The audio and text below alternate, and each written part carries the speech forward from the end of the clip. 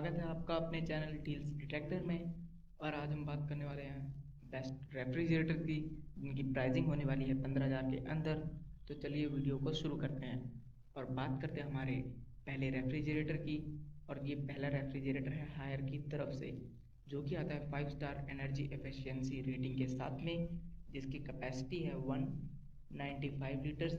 यानी ये एक बेहतरीन रेफ्रिजरेटर हो सकता है आपके परिवार के लिए, अगर आपके परिवार में 2 से 3 लोग रहते हैं तो। और इसमें फ्रेश फूड कंटेनर की जो कैपेसिटी है वो है 176 लीटर्स की, और जो इसके फ्रीज़र की कैपेसिटी है वो है 19 लीटर्स की। और ये एक सिंगल डोर रेफ्रिजरेटर है। ये रन करता है 135 वोल्ट्स पर, और जो इसकी डिफ्रोस्ट सिस्टम की टेक्नोलॉजी है वो है डायरेक्ट कूल।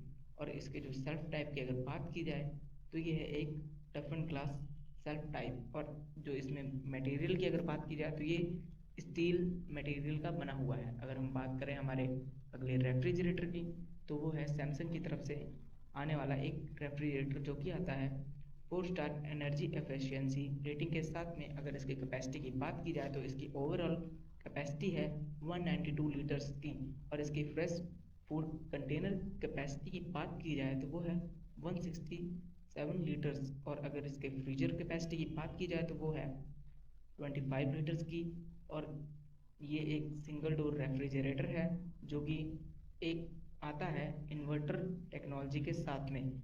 यानी ये इन्वर्टर पर रन करता है, और इसमें आपको देखने मिलती है स्मूथ ऑन ऑफ टेक्नोलॉजी।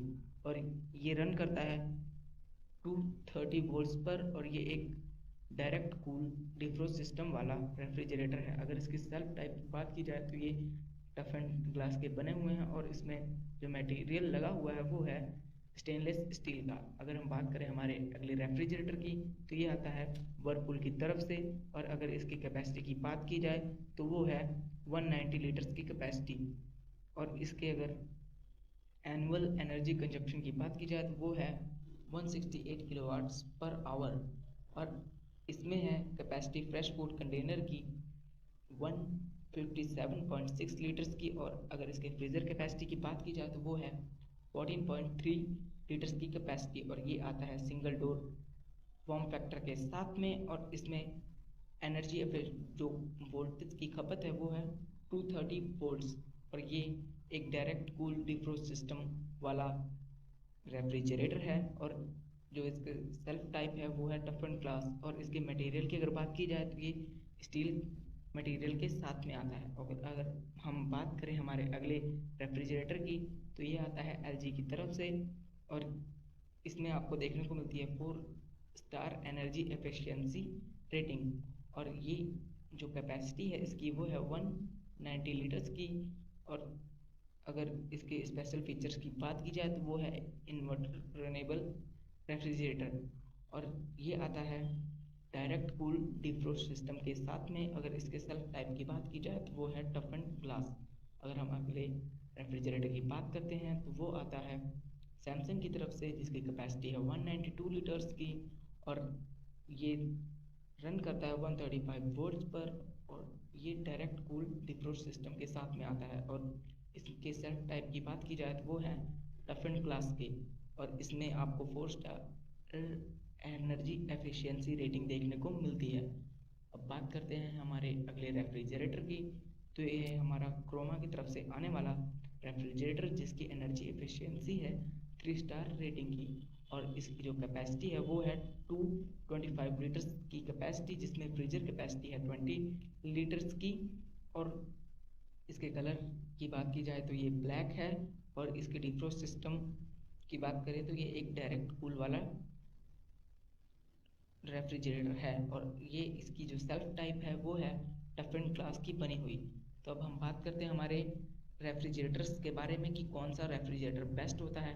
अगर हम बात करें कि हमें कौन सा रेफ्रिजरेटर खरीदना चाहिए, तो मैं आपको बताता हूँ कि 200 जो लीटर्स कैपेसिटी के नीचे वाले रेफ्रिजरेटर होते हैं वो एक बेहतरीन रेफ्रिजरेटर्स होते हैं 1 और 2 मेंबर्स की फैमिली के लिए, यानी बैचलर और कपल्स के लिए। अगर हम 200 से 400 की बात करें तो वो एक बेहतरीन रेफ्रिजरेटर हो सकते हैं 3 से 4 4 परिवार के लोगों के लिए, और अगर बात करें उनसे ऊपर की तो वो एक बेहतरीन रेफ्रिजरेटर्स होते हैं जो कंबाइंड फैमिली होती हैं। तो जो हमने दिखाए हैं सारे रेफ्रिजरेटर, वो आप बाय कर सकते हैं अगर आपका परिवार 2 से 3 लोगों का है, या फिर सिंगल है तब भी आप बाय कर सकते हैं। और लास्ट जो क्रोमा का हमने रेफ्रिजरेटर दिखाया है वो आप बाय कर सकते हैं अगर आपकी फैमिली 3 से 4 लोगों की है। और ये सभी रेफ्रिजरेटर आते हैं 15,000 के अंदर, क्योंकि इनकी प्राइसिंग फ्लक्चुएट होती रहती है, इस करके मैंने आपको इसकी प्राइसिंग नहीं शो कराई है। तो आप जाकर देख सकते हैं, और इन सभी की लिंक मैं डिस्क्रिप्शन में दे देता हूँ, तो आप वहाँ से जाकर देख सकते हैं और बाय कर सकते हैं। और इनकी प्राइसिंग है 15,000 के अंदर।